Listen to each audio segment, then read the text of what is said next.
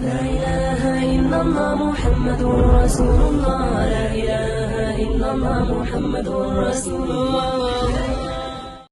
بسم الله الرحمن الرحيم. السلام عليكم ورحمة الله وبركاته. daawadayaasha qiimaha iyo qaayaha leh waxaan farxad gelinaya inaan idinla wadaagno oo aan idin soo gudbino muuqaalkani waxa laga yaabaa marka hore aad aragtid inay yaabtid.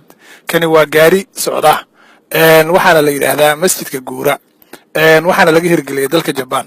sababta loo hirgeliyana waxay kamid tahay sidaad ogtiin ciyaaraha Olympiga adduunka waxa lagu qaban doonaa dalka Japan 2020.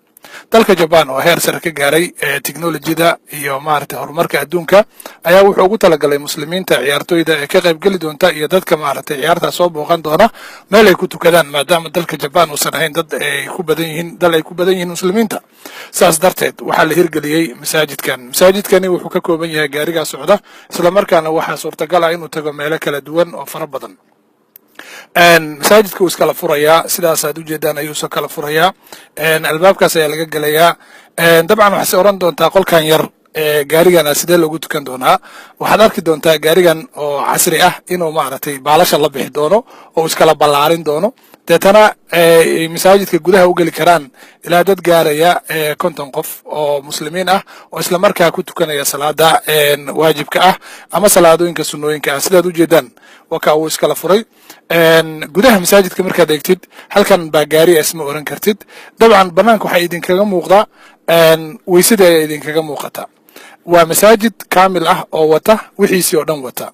marka korka laga eego calaamadihi ayaa ku qoran af carabi ayaa ku qoran waxaana ku qoran inuu yahay masjid lagu talagalay muslimiinta si ay ugu tukadaan.